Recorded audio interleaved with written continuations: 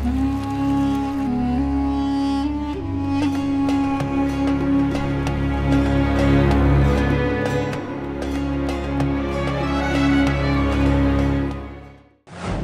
योग का किस्मत कनेक्शन।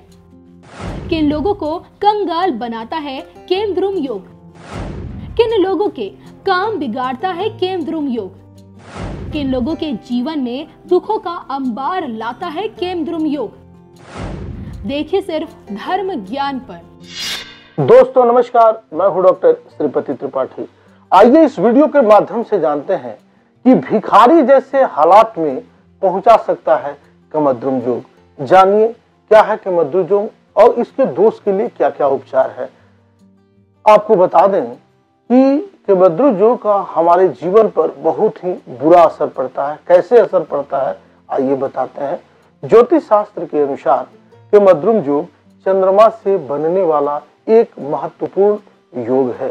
चंद्रमा से द्वितीय और द्वादश स्थान में किसी भी ग्रह के न होने से केमद्रुम योग बनता है। इसके अलावा यदि चंद्रमा किसी ग्रह के साथ युति में न हो या चंद्रमा पर किसी अन्य ग्रह मतलब शुभ ग्रह की दृष्टि न हो पड़ रही हो तो केमद्रुम योग का निर्माण होता है।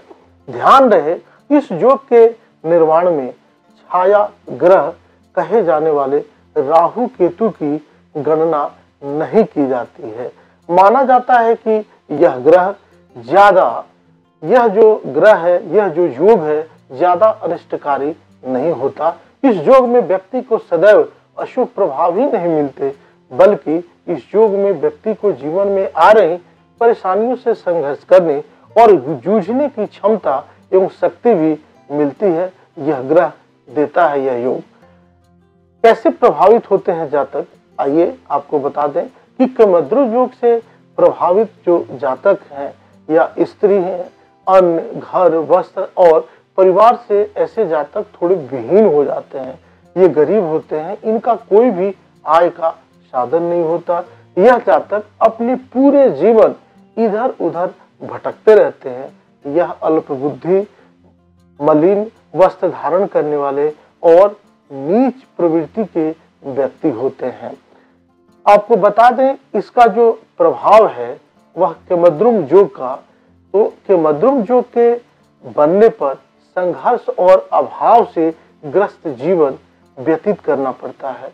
ज्योतिष शास्त्र में इस योग को दुर्भाग्य का सूचक कहा गया है, लेकिन यह तथ्य पूरी तरह सत्य भी नहीं है। केमद्रुम योग में जातक को अपने कार्य क्षेत्र में सफलता के साथ साथ मान सम्मान भी प्राप्त होता है। ऐसा माना जाता है कि कुछ विशेष योगों के बनने पर केमद्रुम योग जो है वह भंग होकर राजयोग में परिवर्तित हो जाता है और लाभ के योग जो है वह शुरू हो जाते हैं। क्या केमद्रुम योग होने से क्या होता है नुकसान, आइए बताते हैं। केमद्रुम योग के कारण जातक निर्धन बनता है एवं उसे अपना पूरा जीवन दुख में भोगना पड़ता है।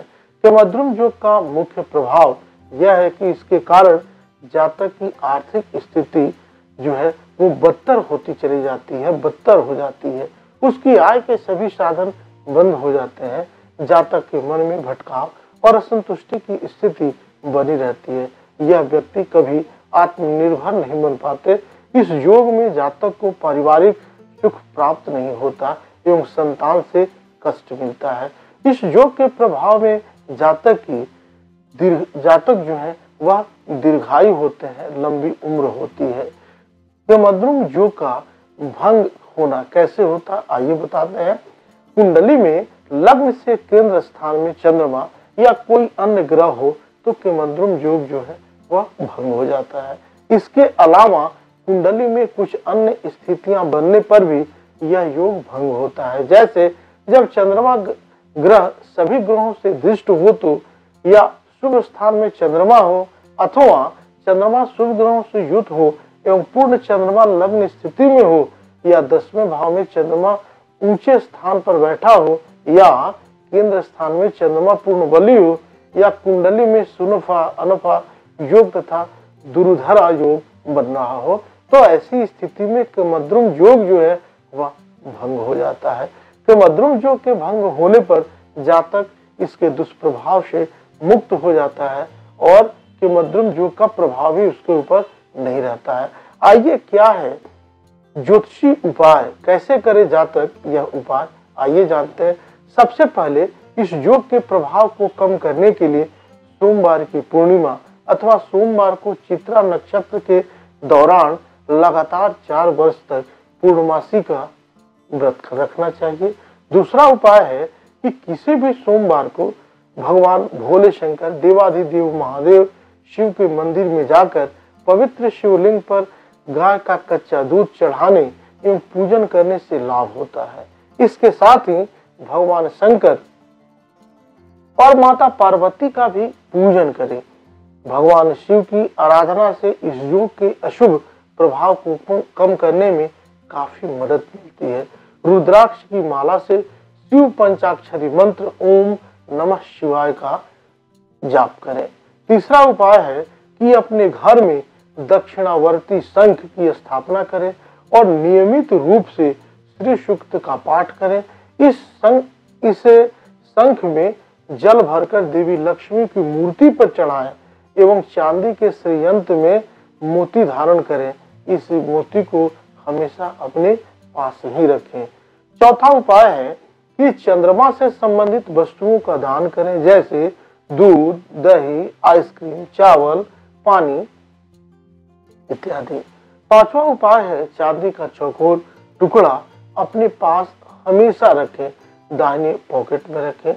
अगला उपाय है मतलब छठा उपाय है रोजाना श्री सूक्त का पाठ करें ताकि लक्ष्मी जी आपके साथ साथ रहे। सातवां उपाय है पूजा स्थल पर गंगा जल अवश्य ही रखें। आठवां उपाय है चांदी का श्रीयंत्र मोती के साथ आप धारण करें, इससे लाभ ही लाभ होगा।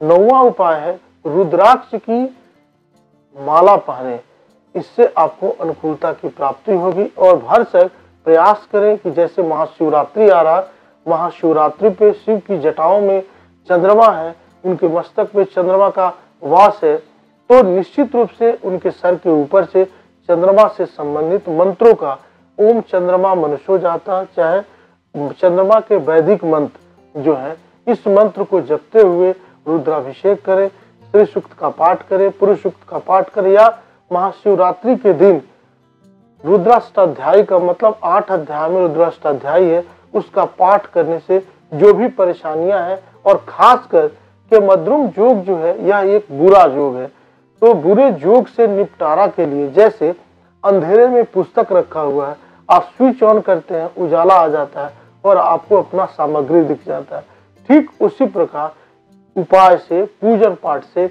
यह जो योग है उससे आपको लाभ मिलेगा और आप अपने गंतव्य को जा सकते हैं। तो प्रयास करें कि पूजा करने के बाद जितना हो सके शिव जी की स्तुति करें, शिव तांडव स्तोत्र का पाठ करें, ओम जुंशा का जितना हो सके लघु महामृत्युंजय का जप करें और रुद्राष्टकम का पाठ करें। मंत्र जो भी हो वह शुद्ध पढ़े, क्योंकि मंत्रों में ही देवताओं का वास है, इसका विशेष आप ख्याल रखें। अभी तक आपने यह चैनल सब्सक्राइब नहीं किया तो सब्सक्राइब करें, इसे शेयर करें, कमेंट्स करें। बेहतरी के लिए और उन्नति के लिए आप सब यूं ही जुड़े रहें। मिलते हैं अगले वीडियोज के साथ, तब तक के लिए नमस्कार।